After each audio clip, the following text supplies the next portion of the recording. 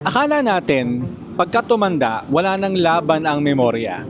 Pero may bagong nadiskubre ang mga scientists at sobrang interesting nito. Pakinggan niyo po. Yung mama ko po, Ano nangyari?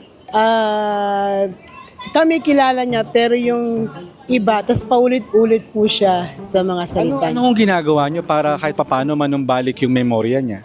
Ano lang sir, yung kakausapin mo lang siya ng kakausapin. I think may mga mental games. Ay, mali. Puzzles. Kailangan socialization, ganun, lalabas-labas. Sa loob ng utak, may tinatawag na glycocalyx, isang manipis pero importanteng sugar layer na nagpoprotekta sa brain cells laban sa toxins. Habang tumatanda, numinipis ito kaya mas bumabagal ang memorya at mas open ang utak sa damage. Ayon sa Stanford University, tinesting muna nila ito sa mga matatandang daga. Bakit daga? Kasi mabilis ang life cycle ng daga kaya mas madaling makita ang epekto ng treatment sa memory loss.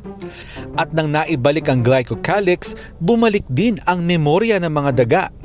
Imagine kung kaya rin to sa tao. Memory loss? Posibleng may solusyon pala. Ang galing no? Baka sa susunod na mga taon di na tayo makakalimot. Abangan natin yan. Sana may natutuhan kayo at laging tatandaan, mapalad ang tao na nakakasumpo ng karunungan at ang tao na nagtatamo ng kaunawaan.